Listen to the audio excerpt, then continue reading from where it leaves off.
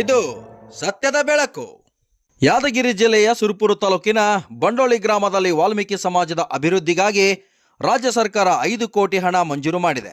ದಾವಣಗೆರೆ ಜಿಲ್ಲೆಯ ಹರಿಹರ ತಾಲೂಕಿನ ರಾಜನಹಳ್ಳಿ ವಾಲ್ಮೀಕಿ ಗುರುಪೀಠದ ಗುರುಗಳಾದ ಶ್ರೀ ಶ್ರೀ ಪ್ರಸನ್ನಂದಾಪುರಿ ಮಹಾಸ್ವಾಮಿಗಳು ಹಾಗೂ ಗೋಲಪಲ್ಲಿ ವಾಲ್ಮೀಕಿ ಆಶ್ರಮದ ವರದಾನೇಶ್ವರ ಸ್ವಾಮಿ ಹಾಗೂ ನಿವೃತ್ತಿ ತಹಸೀಲ್ದಾರರಾದ ಹಾಗೂ ಅಖಿಲ ಕರ್ನಾಟಕ ವಾಲ್ಮೀಕಿ ನಾಯಕ ಮಹಾಸಭಾ ರಾಜ್ಯ ಉಪಾಧ್ಯಕ್ಷರಾದ ಶ್ರೀ ವೆಂಕನಗೌಡ ಪಾಟೀಲ ನವಿಲ್ಗುಡ್ಡ, ವಿಎಂ ಮೇಟಿ ವಕೀಲರು ಚಿಂಚೋಡಿ ಬಂಡೋಳಿ ಗ್ರಾಮಕ್ಕೆ ಆಗಮಿಸಿ ಮಂಜೂರು ಆದ ಹಣ ಉನ್ನತ ಶಿಕ್ಷಣ, ಸಮುದಾಯ ಭವನ, ವಾಲ್ಮೀಕಿ ಋಷಿಮುನಿಗಳ ಶಾಖೆ, ಇನ್ನು ಸಮಾಜಕ್ಕೆ ಮೇಲೆ ಬರುವಂತಹ ಕಾರ್ಯಕ್ರಮಗಳ ಬಗ್ಗೆ ಸಮಾಲೋಚನೆ ಮಾಡುವ ಸಲುವಾಗಿ ಪೂರ್ವ ಸಿದ್ಧತಾ ಸಭೆಯನ್ನ ನಡೆಸಿದರು. ಈ ಸಭೆಯಲ್ಲಿ ಸುರಪುರ್, ಶಾಪುರ್, ಲೈಂಗ್ಸೂರ್, ದೇವದುರ್ಗ, ಹುಣಸಗಿ ತಾಲೂಕಿನ ಸಮಾಜದ ಮುಖಂಡರಾದ ಗೌಡಪ್ಪ ಆಲ್ದಾಳ್, ರವಿ ಪಾಟೀಲ್, ಭೀಮನ್ಗೌಡ ಯಮನೂರ್, ವೇಣುಗೋಪಾಲ್ ಜೇವರ್ಗಿ, ವೆಂಕಟೇಶ್ ಬೇಟೆಗಾರ್, ಯಂಕಪ್ಪ ಬಂಡಳ್ಳಿ, ಇನ್ನು ಅನೇಕ ಸಮಾಜದ ಬಂಧುಗಳು ಭಾಗಿಯಾಗಿದ್ದರು. Vajraksha news report, Chandru Gonal, Surpur.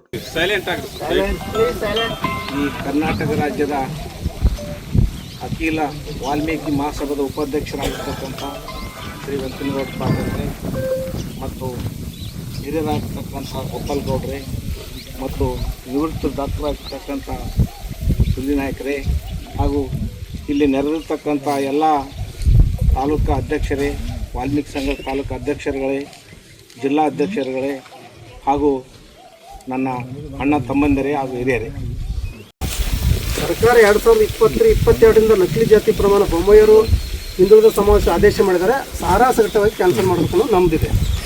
ಅದಕ್ಕೆ ದಾಖಲಾತಿ ಕೊಡ್ರಿ ಅಂತಾರೆ ಹೈಕೋರ್ಟ್ನವರು. ನಾವು ಹೇಳ್ತಾ ಇರೋದು ಏನಂತಂದರೆ, ದಾಖಲಾತಿ ನೀವು ಸರ್ಕಾರಕ್ಕೆ ಸೂಚನೆ ಕೊಟ್ಟು ದಾಖಲಾತಿ ತರಿಸ್ಕೊಡ್ರಿ. ಕೊಟ್ಟವ್ರು ಯಾರಿಲ್ಲಿ? ಸರ್ಕಾರ ಕೊಟ್ಟಿದ್ದಲ್ಲ. ಇದೇ ನಿಮ್ಮ ತಹಸೀಲ್ದಾರ್ ಕೊಟ್ಟಿದ್ದು ತಾನೆ. ತೆಗೆದು ಕೊಟ್ಟರು ಯಾರು? ನಿಮ್ಮ ಗ್ರೇಟು ತಹಸೀಲ್ದಾರ್ ಕೊಟ್ಟಿದ್ದಾನೆ. ನಿಮ್ಮ ಹತ್ರ ದಾಖಲಾತಿ ಇರ್ತದೆ, ಅವ್ನು ತರಿಸ್ಕೊಂಡು ಆಮೂಲಾಗ್ರವಾಗಿ ನೀವು ಕ್ಯಾನ್ಸಲ್ ಮಾಡಬೇಕು ಅನ್ನೋಂಥದ್ದು ನಮ್ಮ ಒತ್ತಾಯ. ಅದೇ ಈಗ ಇರ್ತಕ್ಕಂಥದ್ದು.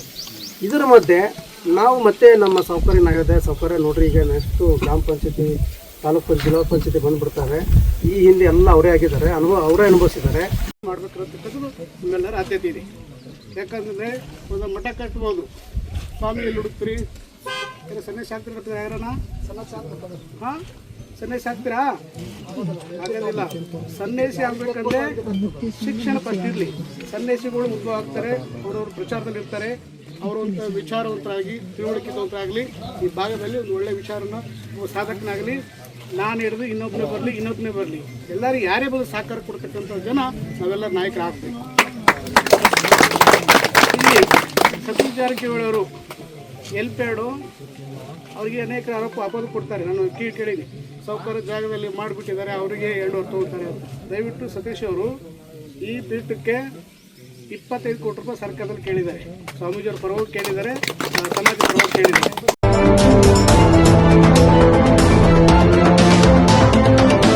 ವಜ್ರಾಕ್ಷ ನ್ಯೂಸ್, ಇದು ಸತ್ಯದ ಬೆಳಕು.